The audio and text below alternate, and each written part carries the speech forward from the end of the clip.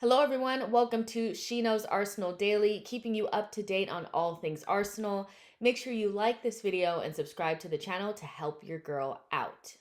You guys, it's an amazing day in the Arsenal sphere. It is Invincible Day. We get to celebrate another season of Arsenal being the only team to go invincible in the Premier League. Is yours gold? Is yours gold? No one's will be gold this season because everybody has now lost a game. Spurs lost to Chelsea yesterday 4-1, and it was a game full of so much excitement, so much debauchery, so much ridiculousness. I mean, when we say prime Barclays, that was yesterday's game. 5 disallowed goals, tons of VAR checks.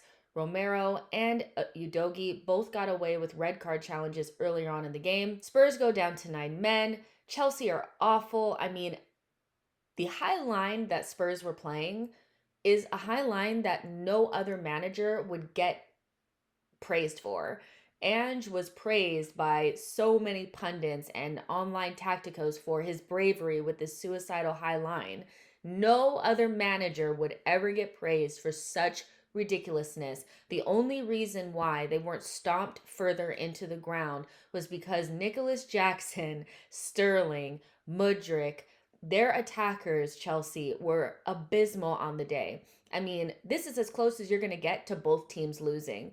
Chelsea will probably leave that game excited that they won it, knowing that they probably were still the worst side. Spurs were still better than Chelsea despite only having 9 men and had multiple opportunities to still win the game, 2 men down. But Spurs also have to hold that because Nicholas Jackson scored a hat trick against them. And when I tell you it was a Yaya Sanogo hat trick, I am not joking. In the middle, and in Ramsey, Sanogo!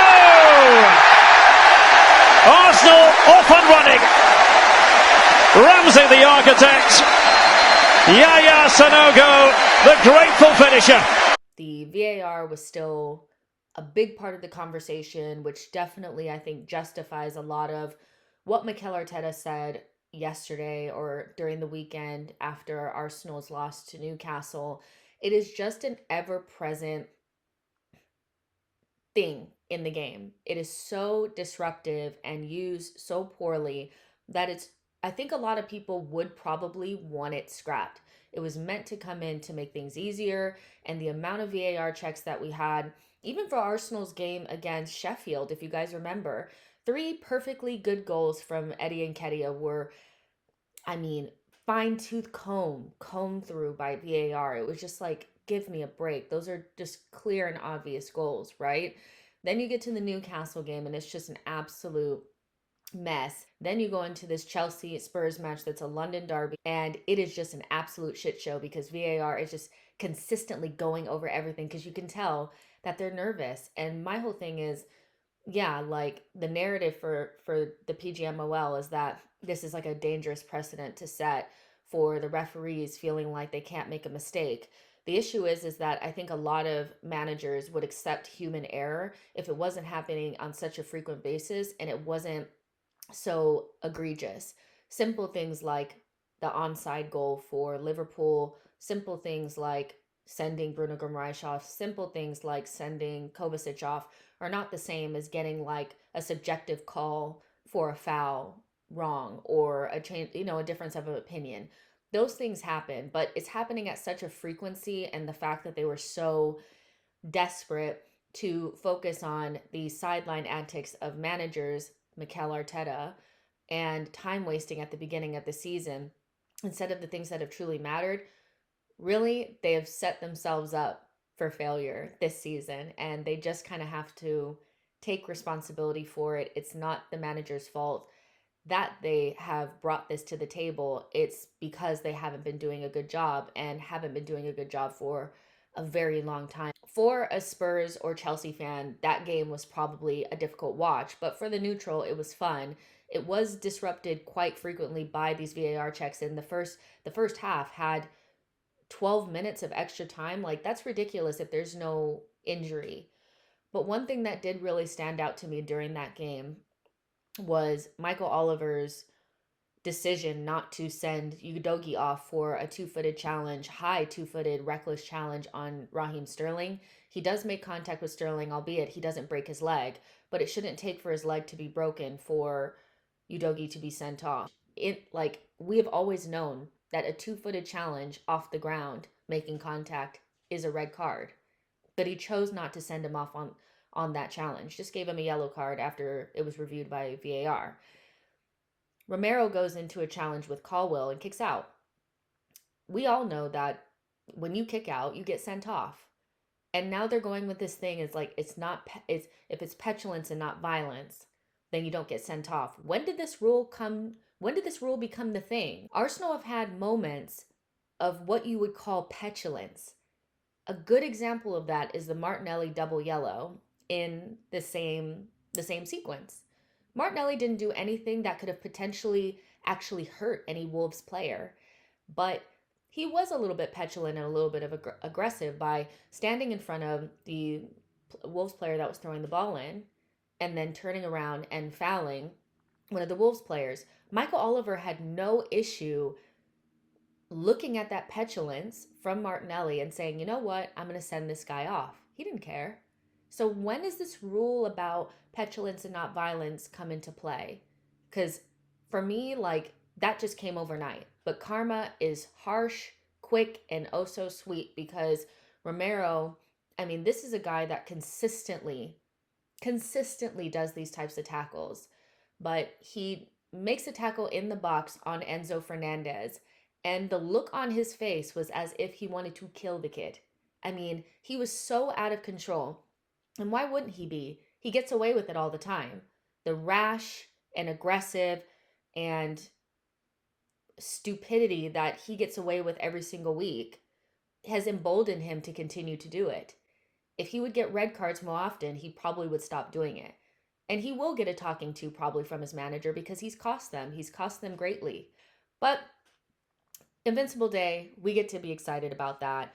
And ultimately, both teams, I would say, lost. Arteta will avoid a ban for the comments that he made post Arsenal's loss to Newcastle, which he should. He should not be banned for speaking his mind. He didn't assault anybody. He didn't kick anybody's dog. Why would he be banned? I don't even know why it was a part of the conversation. But knowing that he will be on the sideline for the game against Sevilla, the game against Burnley, whatever, that for me, that is a good thing because we need him on the sideline. I don't know what Arsenal really would look like without him. We've seen AirPod Albert on the sideline before, but I prefer to see my manager on the sideline, especially because he doesn't deserve to be banned. Instead of banning Mikel Arteta, PGMOL has went basically through the back door and had the talking heads on Sky Sports doing their bidding for them.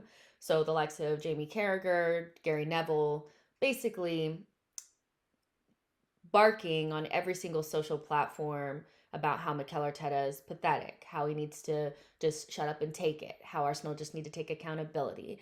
And then everybody starts writing their articles about how Arteta is a disgrace and how he's manipulating the system and how he's trying to cheat and how he's lying and blah, blah, blah. So even though Mikel Arteta is not getting banned, I do think that he is going to suffer quite a bit of a media beatdown.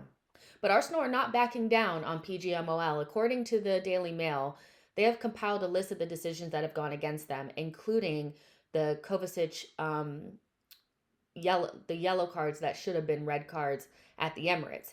Now, off of the top of my head, I can name several insane decisions that have gone against Arsenal that we will probably never see again. Martinelli 2 yellows in one sequence. VAR forgetting to draw the lines against Brentford. Saka getting booted into the sky by James MacArthur. Godfrey line dancing on Tomiyasu's face. Mope not being sent off after almost ending Leno's career. Bruno G putting his arm into the side of Jorginho's head. Like we said, Kovacic versus Arsenal. Martinelli's disallowed goal against Man United. Cedric's push on Son. David Luiz's weird sending off against Wolves. Gabriel being pushed by Joe Linton. Ederson's foul on Odegaard at the Emirates. The entire Southampton back line jumping Jesus. Rodri, every time we play Manchester City. Tomiyasu being booked for time wasting. Tyrone Mings versus Saka. Sadio Mane, every single time we played Liverpool. Harry Maguire throwing Tomiyasu to the ground. And those are just the ones off of the top of my head. I think it's super important, 100%, to call these things out because the standard of refereeing is not good enough. And anytime that you're not doing a good job, you get called out. It's no different than a Yelp review, going online, going on Google and say this place had terrible service. That's how things work. The only thing that I will say is that it's important for fans and clubs to call these things out even when they don't revolve around you. If you see things that, like, if Mikel Arteta is asked about a poor decision against somebody, he needs to talk about it then and not just say, referees have human error.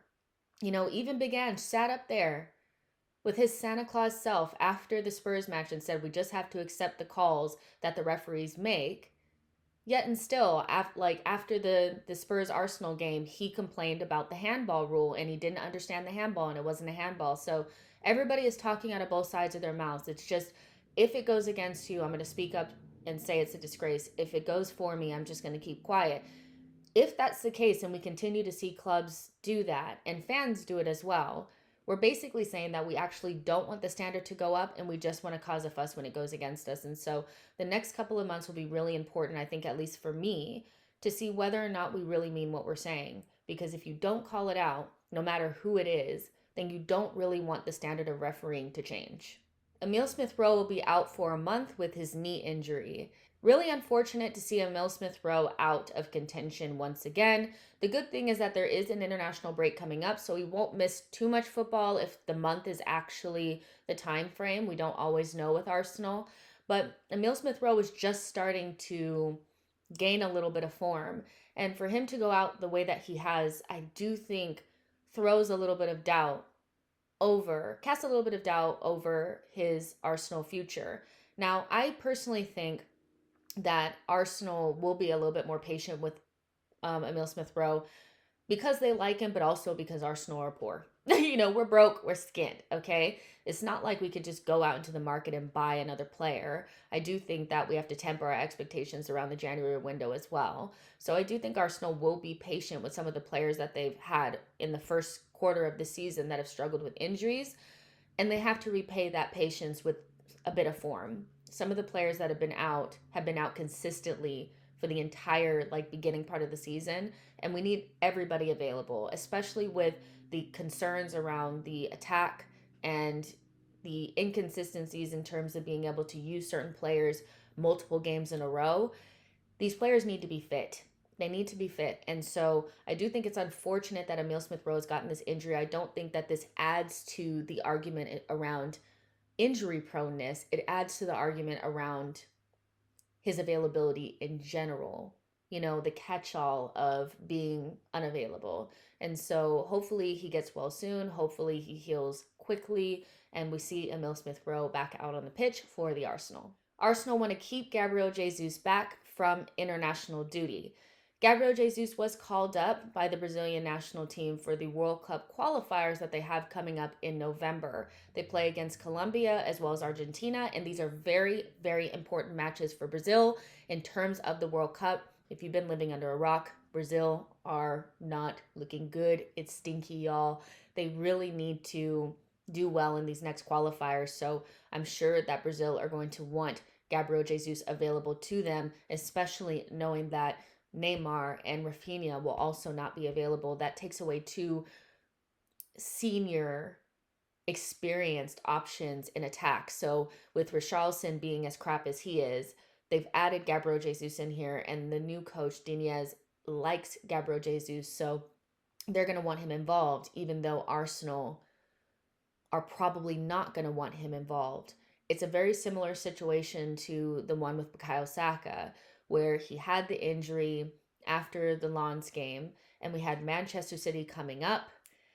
We had the international break, and so I think Arsenal had to sacrifice Saka playing against Manchester City in order to justify him not going to England camp. But the situation is a little bit different with Gabriel Jesus because England were already kind of through. They were already qualified for the Euros, basically. So Saka being an important part of the team didn't really make a difference because these were more like friendlies. These are really important games for Brazil. And like I already said, they're missing some key players already. So Arsenal are going to have to be really careful here. Arsenal play against Burnley at home as well as Sevilla at home. Those are the two games that if they were to allow if they were to allow Gabriel Jesus to go to Brazil and play, those are the games that he would be potentially available for. Do we need Gabriel Jesus so much in this time that we want him available for potentially Sevilla and Burnley, but we're willing to risk him going to the games against Argentina and Colombia? Or do we trust our team enough in those two home matches to have him miss out so that we can justify him not going to Brazil camp and him being available beyond that for more difficult fixtures? In my mind, I feel like Eddie Nketiah should be able to deputize for those two games. But the Sevilla game for me stands out because it is so important that we win that game at the Emirates, y'all. Because that gives us one foot in the door to the next round. We can relax a little bit, right? Do we trust Eddie enough to score the goals for us against Sevilla? Burnley, I'm comfortable with Gabriel Jesus not playing that game. So I would like for Arsenal to allow him not to play these next two games so that he won't go to Brazil camp. But the other side of the coin here is that Gabriel Jesus is going to be dying to go to these matches. He is going to be dying. World Cup qualifying matches for a player that was heavily criticized in the 2018 World Cup for not scoring any goals. There's an opening at number 9, potentially for Gabriel Jesus. And if he can gain some form and score some goals for Brazil in these World Cup qualifiers, he could really solidify his spot for Copa America, for the World Cup coming up, all those things. And so I think whether or not Arsenal really want him to go may not even truly matter if Gabriel Jesus is desperate to solidify his spot in this team. And if I don't know Gabriel Jesus personally, but most Brazilian players are freaking desperate to play for that team and their nation. So it's a sticky one. Arsenal have to do what's best for them, but equally, you don't want your player to be mad at you. So I think we have to trust, potentially, him going to play for Brazil and to come back fit for us. Because one thing that's for sure is he needs to be in peak form going into December. November, we can play around a little bit because the fixtures are a little bit more favorable. But going into the Christmas period, Arsenal have a very difficult schedule, and we need to be able to put out basically our best 11. And our best 11 includes Gabriel Jesus. So Arsenal need to figure this out. Like I said, it's a sticky one. You guys let me know in the comments what you think. Thomas Partey is becoming a major concern for Arsenal as he may not be available in the squad until the new year. We already know that Partey has had his injury woes at Arsenal. He's really struggled to maintain his fitness, and this season is no different. He has been out of the squad since basically August 26th. He played about 30 minutes, 20 minutes against Manchester City, and shortly after was back on the injury list and could potentially be out beyond January or after AFCON, because they're probably just thinking that he'll come back just in time to go away to AFCON, and then he'll come back in whatever state that he's in. It's a really frustrating situation because, as we've already spoken about so many times, and I want people to hear this because people tend not to hear, Thomas Partey is an elite player on his day, but his day doesn't come enough because he's either unavailable or he's not in good enough form. And so we saw one season of peak Partey for about, let's say, 80% of the season. And then he fell away at the end of the season, kind of like he always does. And we haven't really been able to see him at all this season. And everybody is desperate to see this elusive midfield three of Odegaard, Rice, and Thomas Partey. It's going to solve all of our problems, all of our progression issues, our central access issues, but it's never going to be the solution if he's not fit. And if we get all the way to January and he's played 2, 3, 4 games for Arsenal so far, Arsenal need to find another solution, because the idea that we're going to be able to rely upon him from February to May. It's like relying upon a t-shirt to keep you dry in a storm. It's not going to happen. You can hope for the best, but it's not going to happen. And really, I don't think Arsenal should risk a really important season on Thomas Partey's injuries, or Thomas Partey's legs or fitness. I don't think we should risk it to bring somebody in to give Rice the perfect partner, because we know it's not Jorginho. We're struggling to figure out where Kai Havertz is going to play. Vieira's not really trusted. And so, our midfield is just super imbalanced. It's super imbalanced. And so I agree with the idea that Thomas Partey could potentially solve all of these problems, but if he's not fit enough to be a part of the team, then Arsenal have to figure something out. Arsenal are interested in Andre from Fluminense. That would be a good player to bring in. He would be available in January for about 35 million euros. The issue is that you have to fight Liverpool for him. If Arsenal really wanted to bring in Andre, they would try to get that done ASAP. Edu and Arteta would have to convince this guy that he's better off with us instead of Liverpool. So we'll see how that develops from now until January.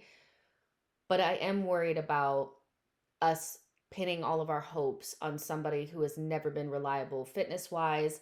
No matter how talented this player is, as an Arsenal fan, we have to be 100% honest that we tend to pin our hopes on guys that are never fit. Robin van Persie, Ramsey, Wilshere, Diaby, the list goes on. And so at a certain point, they become who they are based on who they've been at Arsenal and not who they are in your head.